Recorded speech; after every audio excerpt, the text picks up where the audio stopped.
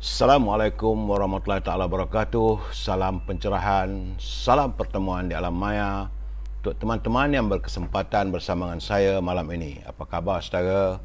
Saya mendoakan agar anda sentiasa sihat walafiat. Apa khabar saudara Daddy Nakal? Hai.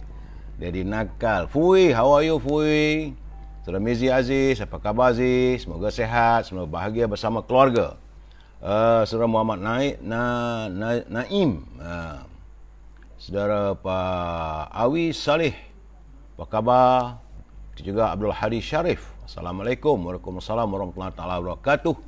Saudara Nazrul MN, saudara Muhammad Asmadi, saudara Awi Anwar, Nenek Porak. Begitu juga dengan Abdullah Buhairi. Apa khabar saudara semua? Saya sentiasa mendoakan anda bahagia ya saudara. Saudara Herman Bun, Madi Abdullah, Ismariza Kardinal, A.K. Roy, Thomas Tan, how are you Thomas? Roypa. Saudara Alias Abdul, Fuwi, thank you Fuwi, Adnan Muhammad Noh, Cik Zainuddin Omar, serta teman-teman yang tak sempat saya santuni satu persatu ya saudara Zian. Saya harap dapat menyantuni anda usai pencerahan malam ini. Seperti biasa, saya harus memberi pencerahan terlebih dahulu tentang kedudukan COVID-19. Hari ini hari yang ke-552 negara kita dicengah ataupun diserang oleh virus corona, dan peperangan kita dengan virus corona ini masih belum ada noktah titik berakhirnya. Hari ini tanggal 22 September hari Rabu, jumlah mereka yang dijangkiti oleh virus corona meskipun ada penurunan, tetapi jumlahnya agak tinggi saudara ya. Semalam 15,759, tapi hari ini 14,990, masih tinggi. Dan jumlah yang terkumpul adalah 2,142,924 orang warga kita yang telah pun dijangkiti virus corona. Ada yang telah kembali ke rahmatullah, ada yang menemui ajal, ada yang masih lagi terus berperang di hospital.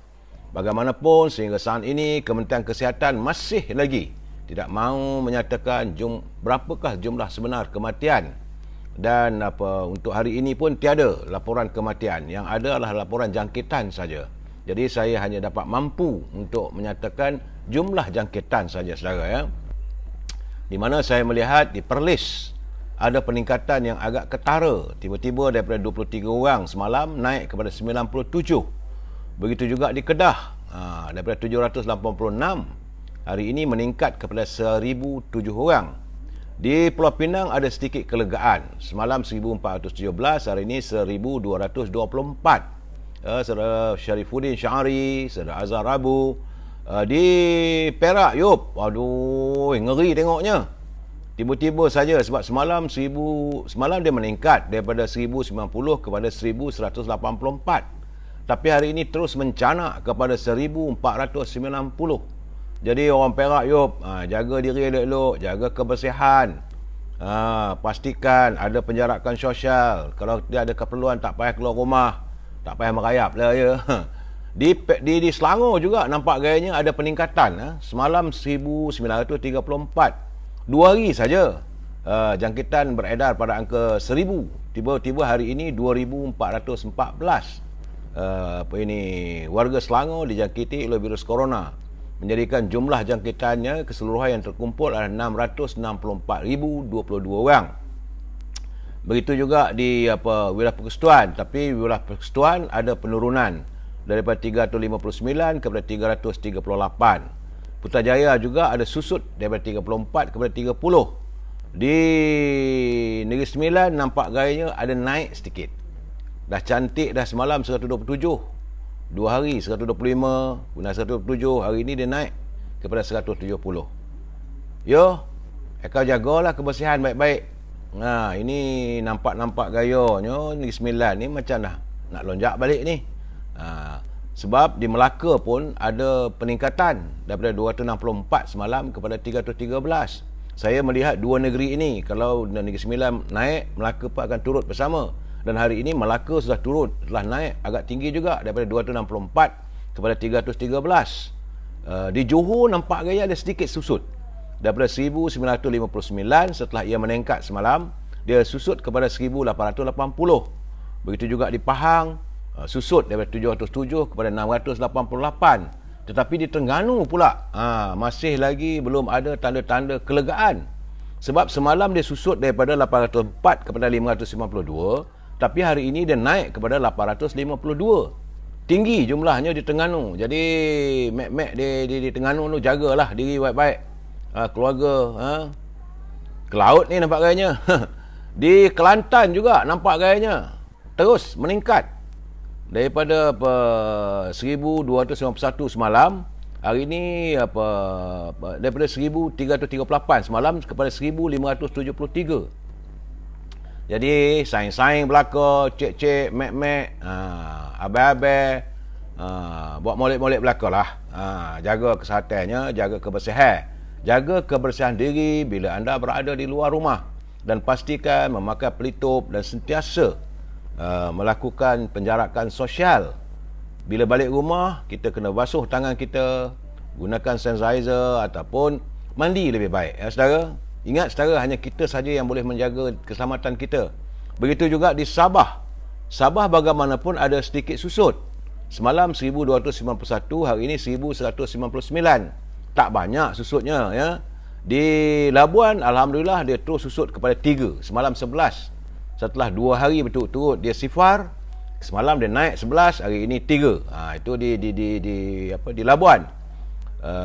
Di Sarawak nampak gayanya ada susut yang ada macam tak percaya pula. Sebab semalam 3,732. Tiba-tiba hari ini 1,712.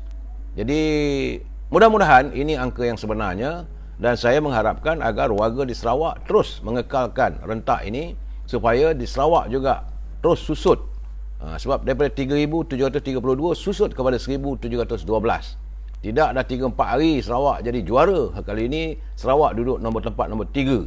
Pertama adalah Selangor, kedua Johor dan ketiga adalah Sarawak. Jumlah yang terkumpul untuk bulan ini, saudara, untuk bulan ini 22 September dengan jumlah jangkitan 14,990 menjadikan angka terkumpul untuk bulan September sehingga 22 bulan adalah 396,670.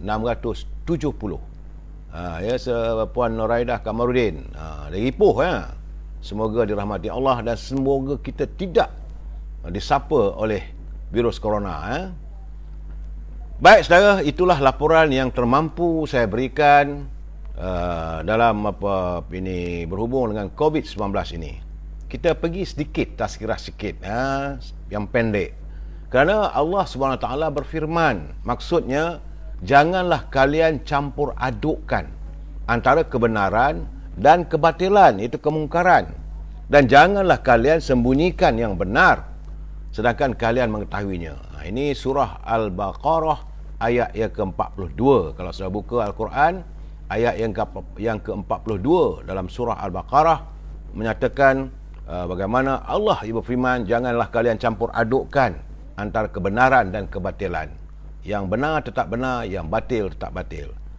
Sebab daripada Ali bin Abi Talib radhiyallahu anhu, sebab beliau mendengar Rasulullah SAW bersabda bahawa sudah hampir tiba, kata baginda Rasulullah, suatu zaman apabila tiada yang tinggal daripada Islam itu kecuali namanya saja, dan tiada tinggal daripada Al-Quran kecuali tulisannya saja. Ini telah pun dinyatakan oleh baginda Rasulullah. Malahan baginda menyatakan masjid di Medan indah tetapi kosong daripada hidayah. Ulama mereka adalah sejahat-jahat makhluk berada di bawah langit. Daripada mereka lah keluarnya segala fitnah, dan kepada mereka jugalah nanti fitnah itu akan kembali. Ini adalah hadis riwayat Balkhaqi, saudara. Kemudian Sayyidina Anas radhiyallahu anhu juga meriwayatkan bahawa baginda Rasulullah menyatakan ulama adalah kepercayaan para rasul selama mereka tidak bergaul dengan penguasa dan tidak asyik dengan dunia. Jika mereka bergaul dengan penguasa dan asyik dengan dunia, maka mereka telah mengkhianati para rasul. Kerana itu jauhilah mereka. Ini adalah hadis riwayat Al-Hakim. Dan baginda Rasulullah seterusnya bersabda, apakah kalian sudah mendengar bahawa kelak sepeninggalanku akan muncul para penguasa, maka siapa saja yang mendatanginya dan membenarkan kebohongannya serta menolong kezalimannya, maka dia bukan dari golonganku serta aku bukan dari golongannya, dan dia tidak akan memasuk haud, iaitu telaga Kausar. Kita percaya, kita yakin bahawa di akhirat nanti harapan kita dapat sama-sama meneguk penikmatnya air daripada telaga yang diciptakan oleh Allah SWT untuk baginda Rasulullah dan umatnya, iaitu telaga Kausar. Dan siapa yang tidak mendatangi penguasa, sabda baginda lagi, serta tidak menolong kezalimannya, juga tidak membenarkan kebohongannya, maka dialah termasuk golonganku dan akan memasuki haud ataupun persekitaran telaga Kausar. Ini adalah hadis riwayat Tirmizi, Nasa'i dan Al-Hakim.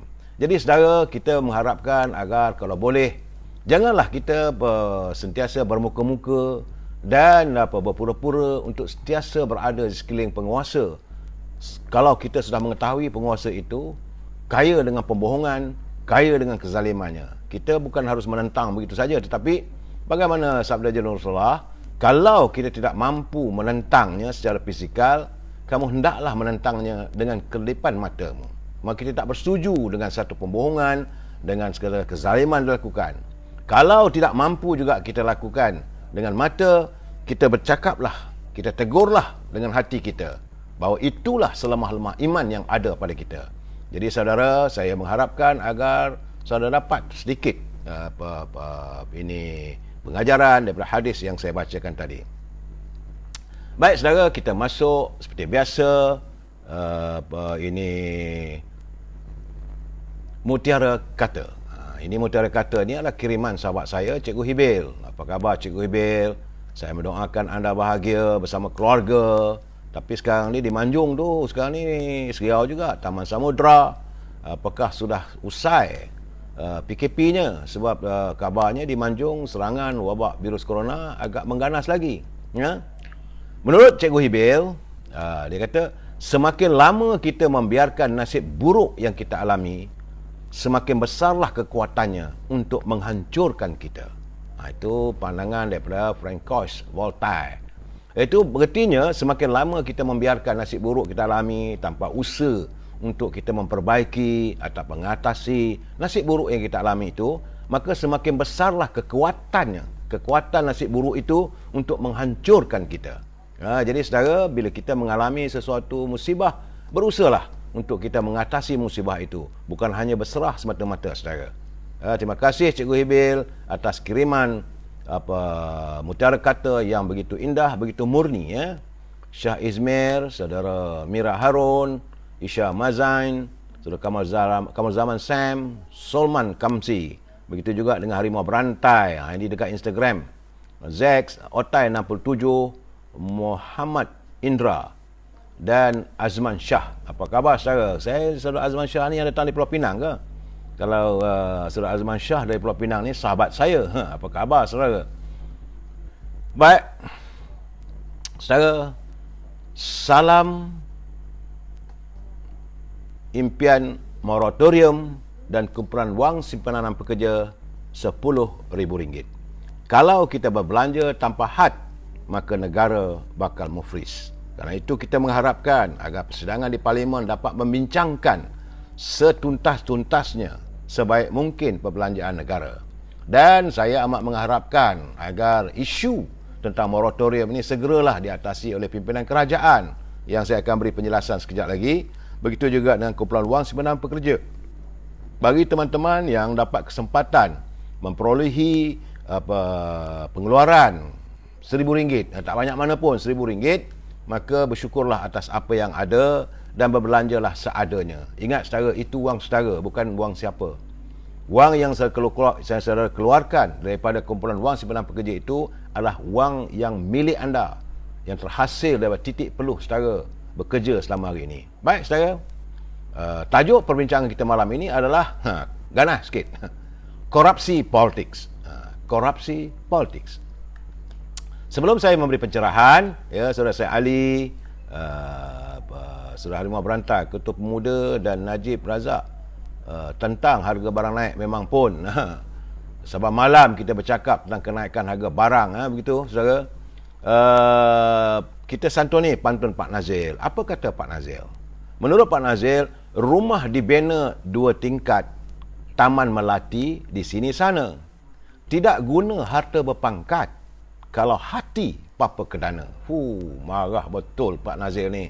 Kalau mereka yang mempunyai pangkat, harta, sedangkan hatinya amat buruk sekali, ya saudara. Kemudian kata Pak Nazil lagi, letih memukat, perahu ditambat, balik lena pukul 2.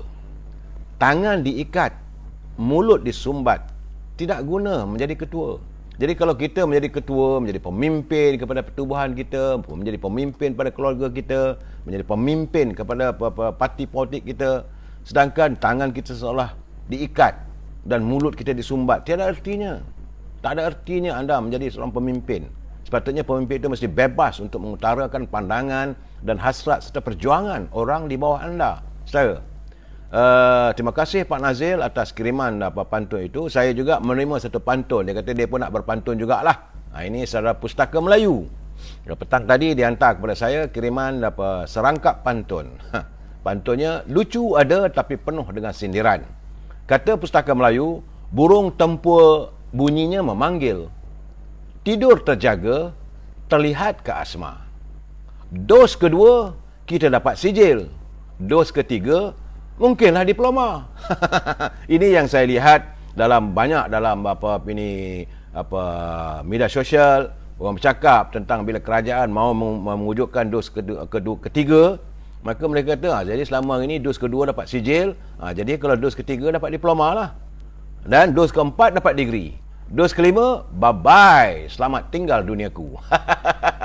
Jadi banyak sangat dosnya. Terima kasih saudara Pustaka Melayu yang bersama-sama ingin berpantun. Saudara, baik.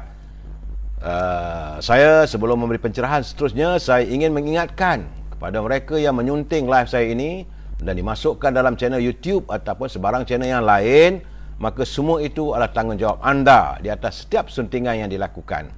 Pihak saya tidak akan bertanggungjawab langsung ke atas komen-komen yang diberikan oleh pembaca. Jadi sila pastikan anda berfikir panjang terlebih dahulu sebelum menulis komen anda di sini. Jadi pihak saya juga tidak mampu untuk memantau ke semua komen yang ditulis di sini. Segala komen anda adalah hak dan tanggungjawab anda sendiri. Ingat saudara, ruangan ini adalah ruangan pencerahan politik yang saya cuba rumuskan melalui dapatan saya daripada pembacaan, daripada perhubungan, perbincangan serta daripada berita-berita daripada media arus perdana. Prinsip kita mesti bersetuju untuk tidak bersetuju. We must agree to disagree. Dan saya mohon kalau saudara mahu melontarkan pandangan, gunakanlah bahasa yang baik. Sebab kalau bila saudara berbalah sama sendiri pun, kalau menggunakan bahasa-bahasa yang tidak baik, ini amat mengecewakan kita. Sebab saudara kena ingat bahawa live saya ini dituntuni oleh saudara kita, pelayar-pelayar kita yang berada di luar negara. Mereka juga ingin tahu apa perkembangan negara kita ini. Tentulah mereka akan kecewa apabila melihat perbalahan dalam ruangan ini dengan caci maki dan cacian sebagainya. Saudara boleh rasa tak setuju, tetapi janganlah menggunakan bahasa-bahasa yang tidak molek, saudara. Ya. Apa khabar saudara Syed Mustafa, Aisyah, Rin Mat Nazri, ya. Juga dengan saudara Harun. Terima kasih pantun Pak Nazil katanya. Ya Pak Nazil teruskanlah, banyak peminat saudara. Baik saudara, saya ingin memberi pencerahan hari ini bermula dengan kenyataan yang amat berhormat Datuk Seri Ismail Sabri selaku Perdana Menteri apabila beliau menyatakan bahawa sejumlah 580,000 isi rumah yang berada dalam yang selama ini mendapat pendapatan pertengahan middle group, kini mereka telah pun turun berada dalam golongan B40. Jumlahnya adalah 40%. Semua ini adalah disebabkan oleh kesan daripada serangan COVID-19 dan kesan daripada merudumnya ekonomi kita. Jadi menurut Yang Amat Berhormat Datuk Ismail Sabri, dia kata sejumlah 20% daripada mereka yang berada dalam pertengahan B40 ini dulunya berada dalam M40. Jadi dulu mereka mendapat pendapatan sekitar antara RM4,850 hingga RM10,959. Tapi kini pendapatan mereka ada yang hilang pendapatan. Semua ini adalah kesan daripada ketiadaan ruang ataupun peluang untuk mencari penghidupan disebabkan oleh serangan COVID dan juga merudumnya ekonomi kita. Jadi kepada teman-teman ini bersabarlah. Cuma sesuatu yang agak menghairankan saya. Jadi ini agak menghairankan saya apabila saya mendengar dan menatap kenyataan daripada Ketua Pegawai Eksekutif Kumpulan Wang Simpanan Pekerja. Sebab dia kata bahawa pihaknya akan berbincang dengan Yang Amat Berhormat Perdana Menteri berhubung pengeluaran wang oleh pencarum-pencarum dalam Kumpulan Wang Simpanan Pekerja yang mohon minta supaya RM10,000 secara tuntas, one off. Jadi timbul persoalan pada saya, kenapa nak bincang dengan Perdana Menteri? Beliau sebagai ketua eksekutif, kalau benar wang itu ada dalam tabung, tak perlulah, just ikut sajalah. Kena sebab ini wang kita dalam tabungan kita sendiri. Dan dalam keadaan begini, kalau dia nak berbincang dengan Yang Berhormat Perdana Menteri, ada artinya apakah tabung dalam Kumpulan Wang Simpanan Pekerja ini sudah mula susut dan kering. Sebab saya nak katakan bahawa ini bukan wang kerajaan. Kalau kita minta daripada EPF itu wang daripada kerajaan, wajarlah beliau berbincang dengan Yang Berhormat Perdana Menteri. Tapi ini tidak, wang itu wang kita. Artinya tabung kita sekarang ni masih lagi dalam keadaan yang penuh. 1000 tanda tanya, ada ke tak ada? Susut ke tidak? Ataupun kering? Jadi dana-dana yang dilaburkan di kepelbagaian industri, pembelian saham dan sebagainya, bagaimana? Saya berkeyakinan mungkin wang-wang itu semua yang telah dilaburkan. Sebab jumlahnya, dapatan kita, jumlah yang terkumpul hampir 1 triliun. Sebab itu Yang Berhormat Mulia Tengku Razali, Datuk Seri Najib melontarkan, dia kata ambillah saham-saham tu, letakkanlah dekat Bank Negara sebagai seolah-olah macam gadaian, dan dapatlah wang sebagaimana yang diminta oleh pengeluar, pencarum. Bukan jumlah semua. Kalau pencarum minta 10% dapat 1 triliun, sekitar dalam 100 bilion, letak dekat Bank Negara, maka Bank Negara bolehlah berunding bagaimana caranya untuk mengatasi, dapatlah wang ini. Dan kalau nak berunding dengan Yang Berhormat Perdana Menteri, artinya mungkin Kumpulan Wang Simpanan Pekerja nak minta wang daripada bantuan kerajaan. Ini tentulah sukar, kerana dalam keadaan ekonomi negara kita sekarang ni dalam keadaan ekonomi yang susut. Malahan kita dengar saban beberapa bulan Yang Berhormat Menteri Kewangan mengumumkan pinjaman, malahan nak meningkatkan lagi kadar pinjaman kita yang diizinkan macam dulu 55% berbanding dengan KDNK. Kabarnya dalam bajet akan datang mungkin dinaikkan kepada 66.2%, tinggi. Jadi artinya kerajaan juga mungkin tidak mempunyai wang yang cukup dan terpaksa meminjam. Dalam keadaan begitu, apakah wang dalam Kumpulan Simpanan Pekerja ini sudah susut ataupun tak tahu macam mana? Jadi sebab itu saya minta supaya diadakan forensic account. Jadi mesti ada auditing forensic account terhadap Kumpulan Wang Simpanan Pekerja. Bagaimana mereka yang mentadbir ataupun mereka yang menguruskan setiap dana-dana wang yang ada dalam Kumpulan Wang Simpanan Pekerja itu, di mana mereka laburkan, bagaimana mereka laburkan, apakah benar secara tuntas, benar adanya lembaga pengarah, tetapi apakah itu dilakukan secara close? Mesti ada kajiannya, ROI-nya. Kalau sesuatu pelaburan itu berapa lama pulangannya, bagaimana jaminannya. Kalau kita melabur di luar negara, bagaimana jaminan luar negara itu? Wang itu kena diambil dalam keadaan susah sekarang ni. Ini yang saya katakan bahawa kadang-kadang bekas mantan ketua eksekutif Kumpulan Wang Simpanan Pekerja yang lalu perlu bertanggungjawab, dan pihak bertanggung wajib perlu menyiasat. Kalau sampai sekarang ni takkan sampai drain, sampai kering hingga terpaksa berbincang dengan Perdana Menteri. kita ada tabung, dalam tabung kita macam dalam rumah kita nak ambil duit daripada tabung kita. Takkan nak bincang dengan bapak. Melainkan kalau tabung dah tak ada, nak jumpa bapak, "Pak, tabung saya sebenarnya dah pecah, itu hari dah pakai. Sekarang tak ada ni. Adik-adik nak pakai." Bolehlah bincang dengan bapak. Umpamanya sebegitulah. Bahasa mudah saya lah. Tapi sekarang ni bila dikatakan bahawa nak berbincang dengan Perdana Menteri, ini menimbulkan persoalan bagi saya. Pulanglah bagaimanapun, saya mengharapkan adalah sesuatu yang tuntas dapat dilaksanakan agar penyimpan ataupun pelabur ataupun mereka yang mencarum dalam kumpulan wang simpanan pekerja ini dijamin. Sebab ini jaminan kerajaan bahawa wang tersebut selamat. Setiap wang yang dicarumkan dalam kumpulan simpanan pekerja dijamin oleh kerajaan bahawa kedudukan wang itu adalah selamat. Dalam keadaan sekarang ini mulalah timbul persoalan, tanda tanya. Bukan, malahan ada juga penyimpan-penyimpan yang menyimpan dalam kumpulan simpanan pekerja, ada yang telah pun meninggal dunia. Bukan semuanya masih hidup lagi. Jadi bagaimana kedudukan wang tersebut? Ini yang menjadi persoalan.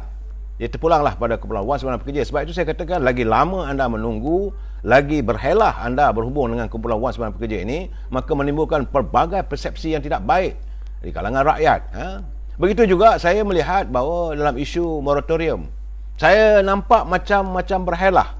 Kerana menurut Timbalan Menteri Kewangan 2, saudara Yamani Hafiz Musa, dia kata kerajaan masih membincangkan cadangan pemberian moratorium pinjaman tanpa faedah terakru kepada rakyat dengan institusi perbankan. Bukan hanya perbankan yang kita minta, institusi kewangan lain. Bagaimana dengan pinjaman perumahan kerajaan? Ini juga perlu disatukan semua, bukan hanya dengan bank. Jadi menurut Yang Berhormat saudara Yamani Hafiz Musa, perbincangan itu memerlukan masa kerana ia membabitkan keputusan komersial antara bank, lembaga pengarah dan pemegang saham. Itu dia punya alasan lah. Bagi kita persoalan sekarang ni, when you have the power, make sure you are powerful. Kerajaan sekarang ni mengeluarkan lesen, jadi bank kenalah mengikut, kena berterus terang bahawa keadaan ekonomi negara yang sebegini. Jadi bagaimanapun beliau yakinlah, dia kata satu rumusan sedang diusahakan dengan mengambil kira kesan jangka panjang terhadap peminjam, pendeposit, pelabur, institusi kewangan dan ekonomi negara. Jadi soal bank anda fikir sangat. Nak tengok macam mana pendeposit lah, institusi kewangan lah, pelabur-pelabur lah. Bagaimana dengan wang kumpulan simpanan pekerja? Juga berada dalam kumpulan wang di Kementerian Kewangan. Ini yang saya kata, dua institusi ini sekarang ini menjadi tumpuan pada warga untuk mengetahui. Kerana kita pinjam daripada bank, memanglah kita kena bayar. Tiap-tiap yang berhutang itu mesti membayar hutangnya. Tapi dalam keadaan sekarang ini tak ada kemampuan. Sabarlah dulu.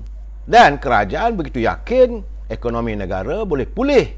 Kalau kita dengar kenyataan-kenyataan di Parlimen, kenyataan-kenyataan dibuat oleh Menteri Kewangan, oleh pimpinan negara, bahawa negara ni akan pulih dalam masa 3-4 bulan mendatang. Ni kalau yakin benda kita, apa salahnya bagi moratorium ni? Tentulah boleh dah bayar balik selepas 4-5 bulan akan datang.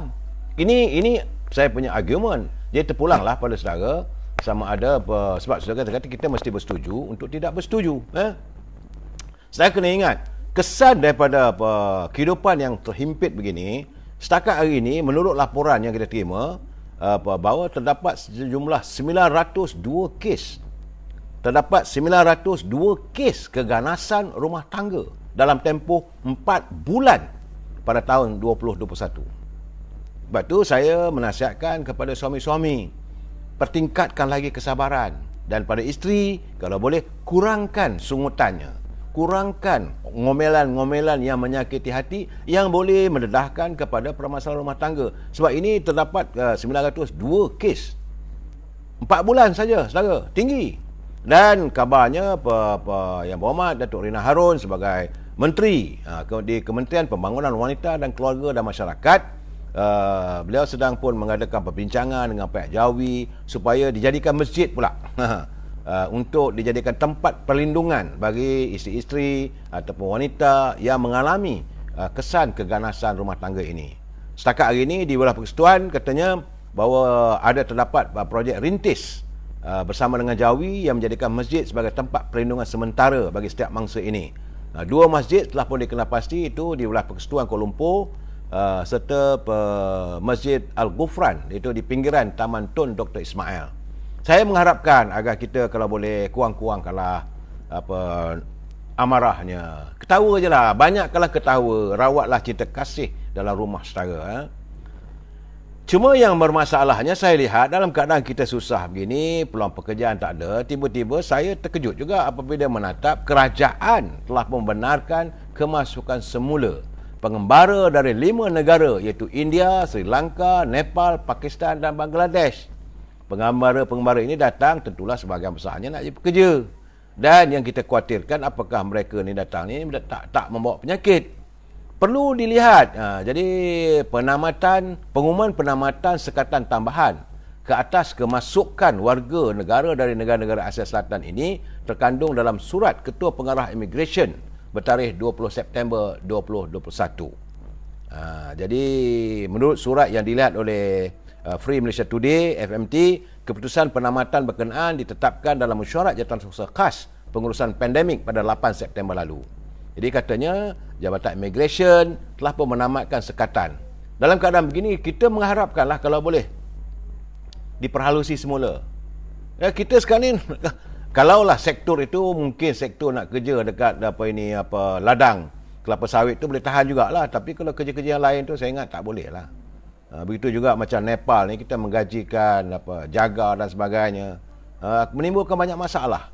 Diperhalusilah. Saya mengharapkan agar kita saudara Mat Sepana, kita adalah warga rakyat cinta damai. Kita tak mahu negara kita ni jadi lambakan kepada buruh-buruh yang tak menentu. Memang kita ada keperluan, perlu negara dalam kilang-kilang, perusahaan-perusahaan perlu juga buruh-buruh ini, tetapi diperhalusilah. Jadi keadaannya saudara.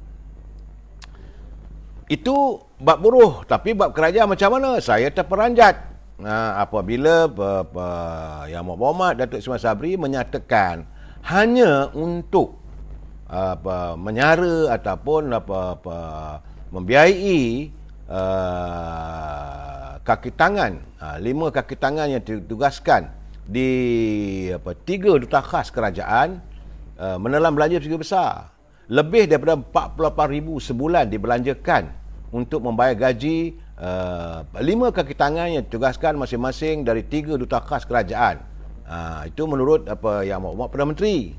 Jadi katanya angka-angka tersebut adalah sebagai jawapan kepada soalan. Ini jawapan bertulis ni, soalan daripada saudara Akmal Nasrullah Mat Nasir, ahli parlimen daripada Johor Bahru. Jadi katanya pejabat duta khas ke Timur Tengah, China dan Asia Timur, iaitu Jepun, Korea dan Selatan masing-masing diperuntukkan 5 orang kaki tangan. Itu dia kata, buat apa? Beliau menambah bahawa ini merangkumi bayaran gaji setiausaha swasta kanan grade 54, pegawai khas grade 52, setiausaha swasta antara grade 41 dan grade 44, serta setiausaha pejabat dan pemandu. Menurutnya setiausaha kanan grade 54 menerima gaji bulanan asas iaitu RM13,251 dan allowance RM2,000 sebulan. Tambahnya pegawai khas grade 52 menerima gaji bulanan RM12,444 dan allowance RM1,600. Manakala setiausaha swasta yang bermula pada grade 41 menerima gaji pokok iaitu RM10,406 dengan allowance RM1,100. Jadi sebab itu saya katakan bila nak wujudkan pejabat ini, apa peranan duta-duta ini? Menurut Datuk Ismail Sabri lagi, setiausaha pejabat menerima gaji bulanan RM3,256 dan allowance RM810. Sementara pemandu menerima gaji pokok RM2,999 dan allowance RM745. Dan ini menjadikan angka terkumpul sekitar RM48,551. Artinya untuk setahun perbelanjaan di pejabat 3 kedutaan tersebut, duta-duta yang dilantik ni, pejabat ini ini adalah 1.7 juta ringgit setahun. Tinggi saudara. Jadi semua pejabat duta khas dengan pangkat menteri yang merupakan pejabat utusan khas ke Timur Tengah, ke China, Jepun, Korea Selatan dan Taiwan terletak di ruang pejabat di bangunan Perdana Putra di Putrajaya yang tidak melibatkan langsung kos. Memanglah tak libatkan kos sebab pejabat tak melibatkan, tapi kaki tangan sejuta lebih setahun. Jadi duta-duta khas tersebut terdiri daripada Yang Berhormat Datuk Seri Abdul Hadi Awang, Presiden PAS. Itu untuk Timur Tengah. Begitu juga dengan Yang Berhormat Datuk Seri Tiong Keng Seng, kononnya sebagai duta khas ke China, dan Yang Berhormat Datuk Seri Richard Riot Jaim untuk negara Jepun, Korea Selatan dan Taiwan. Saya melihat bahawa pelantikan-pelantikan ini agak apa asas keperluan dan apa keberhasilan. Kita yang paling penting sekarang ni, kita nak tengok ROI, return of investment. Saudara, jadi Kamarul Zaman Syam, saya nak jumpa penggarap imigresen ni. Akal ada ke korang ni nak turunkan COVID kau ni? Terpulang lah pasal Kamarul Zaman. Saudara Mazman Talib, dalam keadaan sekarang Datuk, masalah yang utama adalah wang. Tiada wang, rumah tangga boleh kuyup betul. Saudara Melati cerita malam ni korupsi politik Melati. Banyaknya lagi VIP ni. Dan macam semalam saya dengar apa ini Iswadi apa daripada Parti Keadilan, dia dah melontarkan kenyataan, saya ingat tak betul, rupanya betul, iaitu bahawa kerajaan telah berbelanja lebih RM1 juta. Kerajaan yang lalu membelanjakan lebih RM1 juta untuk mengubah suai dan membeli perabot baru bagi kegunaan 4 menteri dan timbalan menteri pada tahun 2020 serta tahun ini 2021. Menurut Datuk Ismail Sabri, ia melibatkan 2 menteri di Jabatan Perdana Menteri yang bertanggungjawab hak ehwal undang-undang serta Sabah dan Sarawak selain timbalan mereka. Katanya kerja-kerja ubah suai serta penggantian perabot lama. Jadi saya heranlah, takkanlah 3-4 tahun perlu diganti ingat perabot. Kerja-kerja ubah suai penggantian perabot lama sepanjang tempoh 2 tahun itu dijalankan mengikut ketetapan dan kelayakan berdasarkan garis panduan serta peraturan Unit Perancang Ekonomi JPM. Yalah, pegawai dekat Unit Perancang Ekonomi itu ikutlah kalau menteri tidak. Untuk pejabat menteri dan timbalan menteri bagi hal ehwal Sabah Sarawak, menurut kata Yang Berhormat Perdana Menteri, sebanyak RM145,977 dibelanjakan bagi tujuan pengubahsuaian dan RM254,733 lagi bagi membeli perabot baru. Wow, 254,000 suku juta untuk perabot di 2 pejabat. Saya pun menung berfikir, perabot apa ya? Kemudian katanya tender itu dilaksanakan oleh syarikat Sega Electric Sdn Bhd. Demikian menurut Datuk Seri Ismail Sabri bagi menjawab persoalan-soalan yang dikemukakan oleh Yang Berhormat Hana Yoh, Ahli Parlimen Segambut. Sebab itu saya katakan, bila kita Parlimen dah bersidang, maka terdedah segala-galanya. Kita dapat melihat segala kepincangan, segala benda-benda yang tak masuk akal pun. Ini betul, Saudara Abid Talok, ganas sampai 254,733. Dia kata tender itu dilaksanakan oleh syarikat Sega Electric Sdn Bhd. Kemudian apabila Hana Yoh meminta Perdana Menteri menyatakan kos pembelian perabot baru serta nama pihak atau syarikat yang mendapat tersebut, Yang Berhormat Datuk Ismail Sabri berkata bagi pejabat menteri di Jabatan Perdana Menteri yang mengelolakan hal ehwal Parlimen serta undang-undang, RM380,000 dibelanjakan bagi ubah suai pejabat. RM380,000 renovation pejabat. Rumah kat Kuala Lumpur dulu, rumah teres sebiji tu. Kalau dekat kampung, kalau dekat Kelantan, banglo lah, RM380,000. Manakala RM90,000 lagi sebagai membayar kos menukar perabot. Syarikat yang diberikan tugas itu ialah Puncak Interaktif Sdn Bhd. Kemudian untuk pejabat timbalan menteri bagi hak ehwal Parlimen dan undang-undang pula, Ismail Sabri menyatakan sebanyak RM192,870 dan RM10,000 dibelanjakan masing-masing untuk kerja ubah suai dan menukar perabot. Mana ratus-ratus ribu lah sekarang ni. Jadi jumlah keseluruhan bagi semua kerja itu adalah sejumlah RM1,073,580. Saya bila baca begitu, saya kata kita rakyat nak makan pun seksa. Sebab itu saya Melati memang patut dibongkar perbelanjaan masa Parlimen dimandulkan bawah Perkatan Nasional. Dan ini duit rakyat. mesti dia dapat kelulusan daripada parlimen. Saya bukanlah niat kita nak menzahirkan kebencian, tapi bila melihat kenyataan-kenyataan begitu, saya rasa geram pun ada.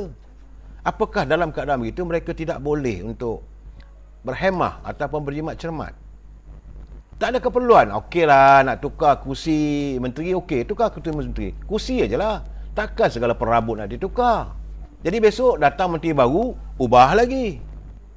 Cukup-cukuplah kita berbelanja dengan keadaan sebegitu. Sebab itu akhirnya Allah SWT murka sebab kita boros berbelanja. Dan rakyat tersepit. Rakyat hidup dalam kesukaran. Saya menyatakan ini daripada dapatan, daripada apa yang dilaporkan daripada parlimen. Bukan buat-buat cerita ni saudara. Dan ini kenyataan yang dikeluarkan jawapan bertulis. Saya yakin sebab itulah dia bagi jawapan bertulis. Sebab itu dia tak mau bercakap berdepan. Kalau bercakap berdepan, lagi ruyuplah dikerja oleh pembangkang dan ahli member parlimen. Jadi jawapan paling mudah bagi jawapan bertulis. Jadi bila jawapan bertulis ni tak ada berbangkit lah. Kalau nak dibangkitkan pun, terpulang pada speaker. Speaker kata, ini bukan masanya, kita akan bincang yang lain. Akhirnya benda itu seperti menyapu segala sampah sarap di bawah kapet. Itu keadaan saudara. Ni satu hal lagi pula ni di Melaka. Sepanjang sidang Parlimen Dewan Negeri Melaka, mantan Ketua Menteri Melaka, Adli dah terbongkar pula satu cerita. Katanya terdapat sebuah syarikat yang berpengkalan di Singapura dengan bayaran pendaftaran syarikat itu cuma $100 dolar Singapura saja, tetapi mendapat tanah. Syarikat itulah nama terbaik, syarikat Tun Perak Holdings, yang didaftarkan pada 12 hari bulan 6, Januari, Februari, Mac, April, Mei, Jun. 12 Jun 2021 telah pun mendapat anugerah tanah. Dia beli, dia bayar premium dan sebagainya. Jumlah tanah itu 1,190 ekar. Sedangkan syarikat itu modal berbayarnya hanya $100 Singapura. Saya rasa ini perlu ada siasatan. Sebab itu saya kata, Muhammad Datuk Sulaiman, dia belum sahabat saya, tapi saya cakap terus terang, kalau tak betul, tak betul lah. Kalau betul, kita nyatakanlah. Ini yang ditimbulkan dalam perdebatan Dewan Undangan Negeri Melaka. Saudara, jadi lepas satu-satu. Begitu juga bila di negeri Kedah semalam. Kecoh pula apabila Muhammad Menteri Besar Kedah, dia menyatakan bahawa zaman mantan kepimpinan Mukris terdapat pemindahan wang sejumlah berapa juta ke negara luar, 13 juta ke akaun luar negara di Kanada. Katanya dengan slip pemindahan masih disimpan oleh pihaknya. Itu kenyataan di Kedah. Jadi apabila Mukris mencabar, dia kata kalau betul nyatakan bukti sebagainya, kalau tidak jumpa di mahkamah dan sebagainya. Dia kata ini bukan Mukris yang buat, tetapi waktu itu berada zaman. Bagi saya, kalau benar adanya pemindahan wang oleh MB Incorporated, wang milik syarikat kerajaan negeri Kedah sejumlah 13 juta yang dipindahkan ke akaunnya di Kanada. Ini bukan main-main saudara. Dalam keadaan begini, lepas satu-satu terbongkar. Sebab itu saya katakan sekarang ni, kita ni bertambah teruk. Bukan rakyat biasa, rakyat terhimpit. Mereka yang berada di anjung kuasa begitu mudah.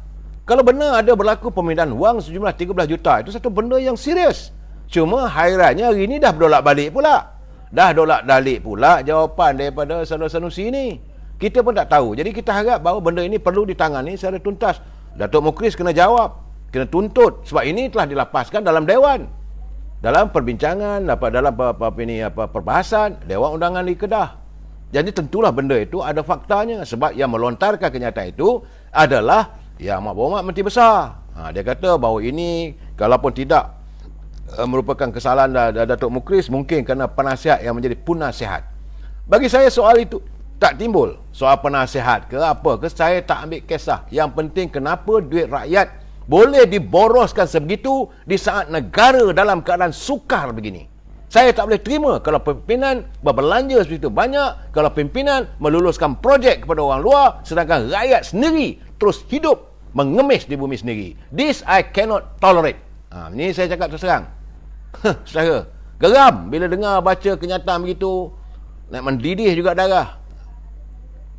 Sama juga. Tiba-tiba lebay dia Perak. Ini nak menegakkan benang basah ni. Lebay dia Perak tu, dia kata dia menggesa supaya ahli-ahli parti PAS supaya bertenang. Kerana semua Perak dah belum mengecam apabila Menteri Kewangan mengumumkan bahawa kerajaan pusat telah pun melakukan cabutan khas. Itu ni untuk cabutan nombor ekor lah ni. Sebanyak 22 cabutan khas bagi tahun ini saja. Jadi dia mula nak mengelak. Dia kata semua bertenang sebab ini bukan kita punya keputusan, ini keputusan Menteri Kewangan. Bagi saya soal sekarang ni, kamu berada dalam kabinet, what have you done? Lebay-lebay yang berada dalam, takkan tak boleh bangkit? No, kita menentang, takkan tak boleh bersuara. Dan selama ini anda bercakap soal haram, anda bercakap soal kepimpinan Islam. Jadi ini hanya dogma saja. Apa artinya? Sebab dia kata Persuruh PAS Perak Razman Zakaria berkata keputusan membenarkan pertambahan cabutan khas sehingga menjadi 22 kali itu bukan dibuat oleh partinya. Memang kita tahu bukan PAS yang buat, tetapi PAS berada dalam kabinet. Takkan PAS tak bersuara? Kenapa you tidak mau bersuara, tak berani? Takut hilang jawatan? Inilah saya katakan bahawa awal-awal tadi baginda Rasulullah menyatakan, kalau kamu bersama-sama dengan penguasa yang zalim, penguasa yang melakukan kezaliman, maka kamu bersekongkol, kamu tunggulah, kamu tidak akan dapat nikmat Al-Kausar. Sedangkan kamu berbicara soal kehidupan, budaya Islam, saya tak boleh lah, I cannot brain lah with these people. Dan akhirnya ini sejauh mana tak benar saya tak tahu. Sebab itu timbul dalam media sosial tentang kononnya ini kenyataan daripada ketua unit Mujahid Cyber PAS. Katanya, saya tak tahu, tapi ini adalah culipan yang saya baca.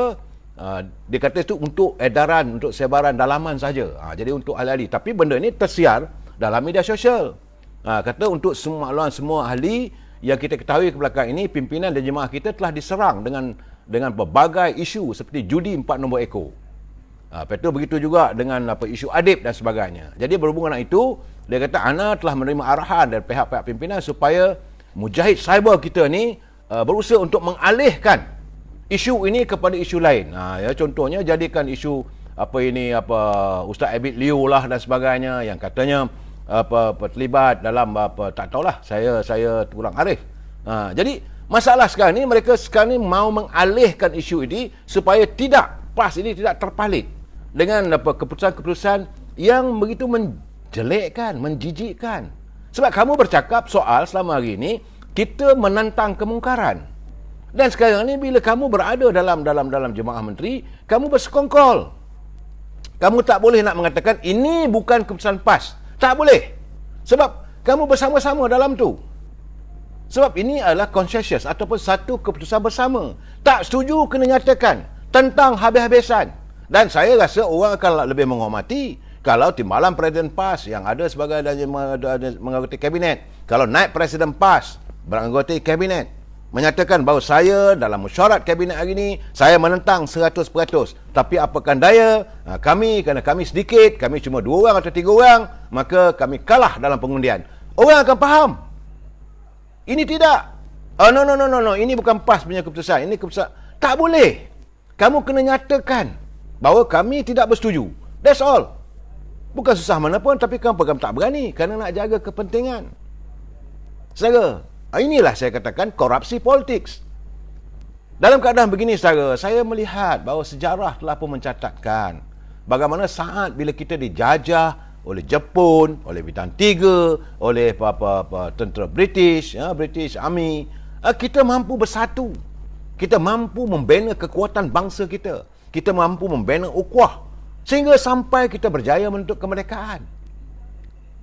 Tapi semua itu kita bertaut di bawah UMNO. Malangnya selepas kita mencapai kemerdekaan, mulalah bercempera, masing-masing berebut kuasa. Selepas mencapai kemerdekaan, tapi waktu itu tidak mengapa lagi sebab dalam pertubuhan parti-parti politik Melayu ini masih lagi kukuh ukhuwahnya. Walaupun PAS dengan cara PAS, UMNO dengan cara UMNO-nya, tetapi masih kukuh lagi. Tetapi bila berada dalam kerajaan, akhirnya kita lupa segala perjuangan. Ini terjadi, saudara. Apabila contohnya waktu UMNO khususnya kalah kepada kerajaan Pakatan Harapan. Saya melihat ukhuwah perpaduan UMNO kukuh. Semua berdiri teguh di belakang Presiden.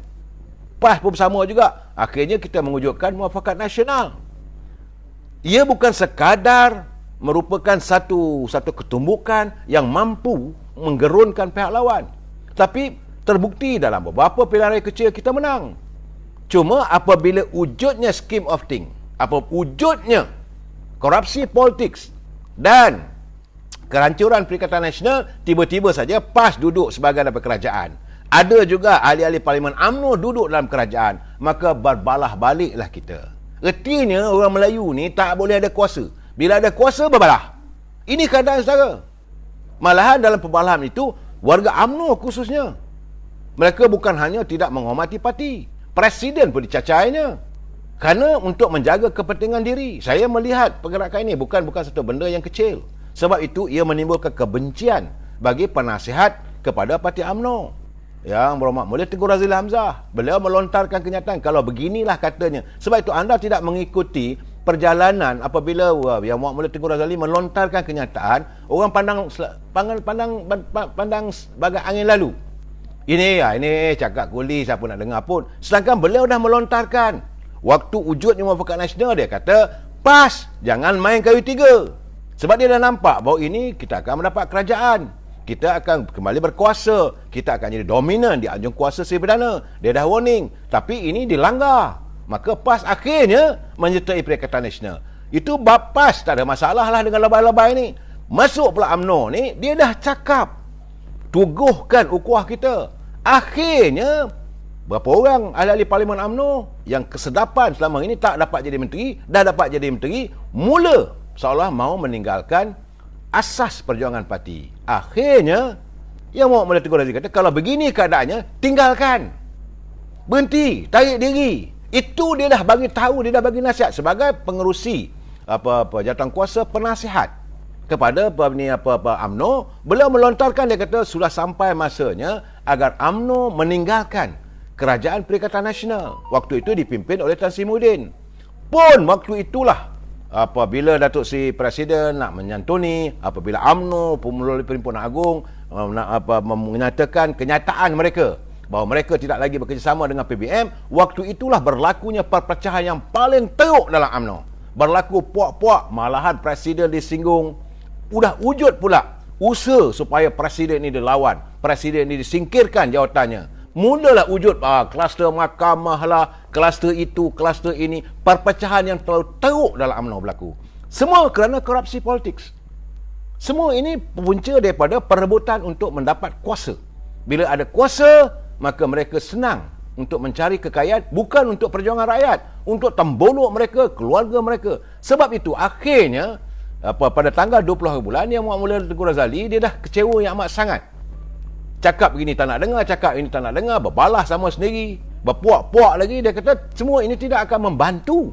Ini tidak membantu UMNO untuk mampu memenangi pilihan raya akan datang.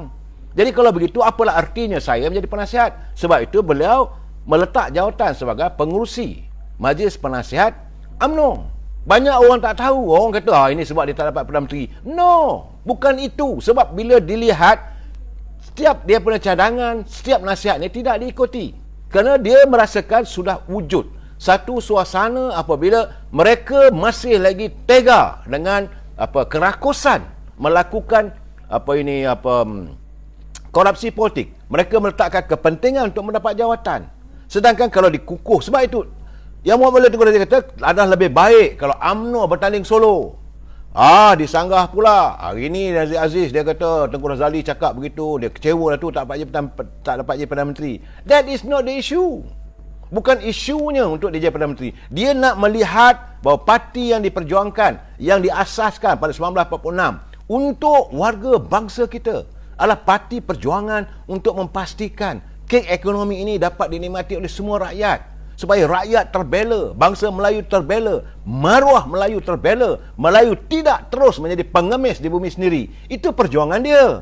Jadi bila beri nasihat, tak mau dengar, dia kata baiklah aku berhenti. Dan dia melihat dalam keadaan begini, eloklah hidupkan balik sebagaimana parti UMNO yang telah pun diharamkan. Memang dalam kenyataan beliau sewaktu berucap di Parlimen semalam, memang dia belasah habis lah.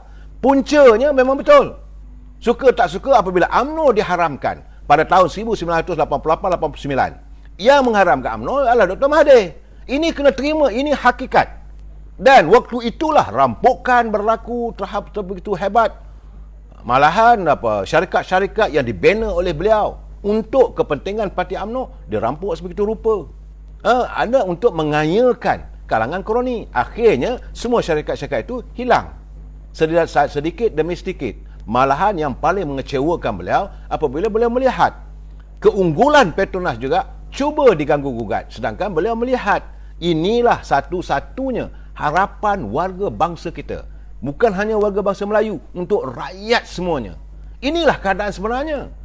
Ya, jadi sebab itu beliau merasakan itulah kalau beginilah keadaannya, dia kata lebih baiklah dia tinggalkan UMNO.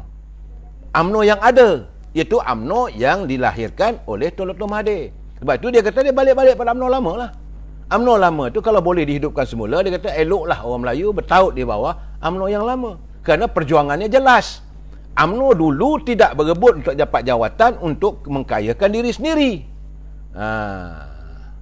Saudara Roslan Elias kecewa bila Presiden bengong UMNO takut nak ambil.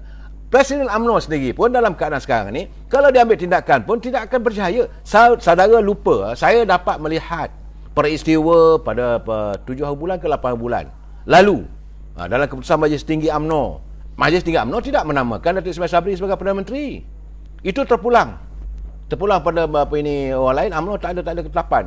Jadi dalam keadaan begitu, tentulah yang Muhammad Tengku Razali melihat bahawa kegelojohan ahli-ahli Parlimen UMNO, sebab beliau berada sama dalam mesyuarat itu, melihat kegelojohan 5-6 orang ahli Parlimen UMNO yang dilihat menguasai orang lain.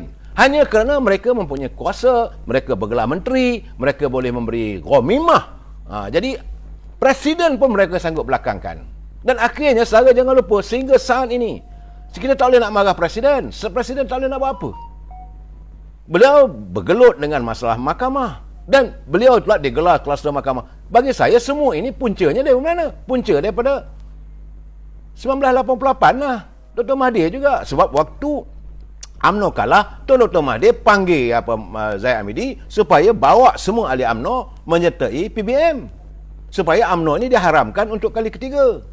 Tapi bila tak mahu buat begitu, maka timbullah kluster mahkamah dan sebagainya. Dia kata tak apalah, itu pilihan Presiden UMNO kita yang kukuh jati dirinya. Dia nak mempertahankan supaya UMNO ini tidak diharamkan. Dah timbul pula akhirnya di saat-saat kita mau menarik sokongan kepada kerajaan pimpinan Yang Amat Berhormat Tan Sri Muhyiddin, waktu itu sudah wujud pula bahawa usaha untuk mengharamkan UMNO.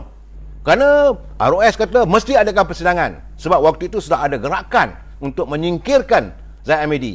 Seandainya Datuk Zahid Hamidi masih lagi menjadi Presiden UMNO, maka sukar untuk mereka menguasai perangkat akar umbi. Mereka merasakan selagi Zahid Hamidi berada di anjung kuasa di Sri Perdana, di tingkat 38, susah untuk mereka mempengaruhi agar mengikut kehendak mereka. Jadi ini Tengku Razali melihat semua ni. Dan dia melihat bahawa dalam keadaan Presiden tak berdaya, dalam keadaan timbalan Presiden begini keadaannya. Mereka ada pertemuan, saudara. Dan saya tahu banyak benda, cuma kadang-kadang saya tak boleh nak lafazkan. Kalau saya lafazkan benda-benda begitu, ini merupakan rahsia. Biarlah antara kita rahsia itu tersimpan. Tapi saya tahu, saya minta supaya saudara sentiasa mengikuti pencerahan saya. Sedikit-sedikit saya akan bagi pencerahan. Kekecewaan Tengku Razali bukan kerana tak dapat jadi Perdana Menteri, tapi kerana beliau melihat UMNO yang ada hari ini, yang dianggotai oleh mereka-mereka yang sekarang ini cuba menghancurkan dari dalam. Dan mereka sekarang ini sedang bergerak serius untuk menghancurkan UMNO. Dan sebab dia kata, apakah apabila Yang Amat Berhormat Datuk Ismail Sabri menjadi Perdana Menteri, mengekalkan seluruh pimpinan yang daripada PBM itu yang terbukti sebagai kerajaan gagal, mampukah kita menang pilihan yang akan datang? Jadi dia melihat benda ini tidak akan terlaksana. Akhirnya UMNO akan tumbang sekali lagi. Dan jika UMNO kalah kali ini, beliau melihat bahawa inilah the end of it. Dan mereka sedang berusaha untuk menguburkan UMNO. Jadi sebagai persiapannya, maka dia kata sudah sampai masanya UMNO yang dulu diharamkan oleh Datuk Mahathir itu masih belum diistilahkan sebagai hilang daripada peta politik negara. Sebab itu dia mengatakan UMNO yang hilang sekarang dapat dijumpa balik dan perlu diwujudkan balik. Dalam keadaan begini, beliau mahu membina semula. Ini keadaannya saudara. Suasana sekarang ni, warga bangsa Melayu teruk berpecah. Dan pimpinan dari segi Pakatan Harapan senyum. Saya cakap terus terang, kalau ini keadaannya, kita masih berpecah. Kumpulan Ismail Sabri, satu lagi, yang ini semua pemudik-pemudik ni. Maklumlah Perdana Menteri. Dan beliau sekarang ni dikelilingi oleh mereka yang dulu mengelilingi Tan Sri Muhyiddin. Mereka masih lagi berusaha untuk menyingkirkan siapa sahaja yang berada di anjung tingkat 38. Dia tak kisah sama ada Zaid Hamidi ke, Tok Mak Hassan ke, Khalid Nordin ke, semua ni akan disesah keluar. Dan kalau ini berlaku, kata Tengku Razli, apa lagi ada pada UMNO? Apa lagi harapan orang Melayu nak bernaung di bawah sebuah parti yang memperjuangkan tentang bangsa kita? Sebab lain tidak, mereka melihat bahawa jawatan dalam UMNO, jawatan dalam politik bukan untuk rakyat, melainkan untuk mereka mengkayakan diri mereka. Mereka melihat lompang-lompang. Sebab itu mereka merasakan inilah landasan untuk mereka mengaut kekayaan sebanyak mungkin. Jadi tak boleh terima keadaan begini. Sebab itulah beliau mengambil keputusan dengan kali keadaannya dia tarik diri, meletak jawatan. Saya yakin tentulah ada perbincangan antara dia dengan Presiden UMNO. Bagaimanapun, kita sambung lagi malam besok. Wabillahi taufiq wa hidayah. Assalamualaikum warahmatullahi taala wabarakatuh. Selamat malam.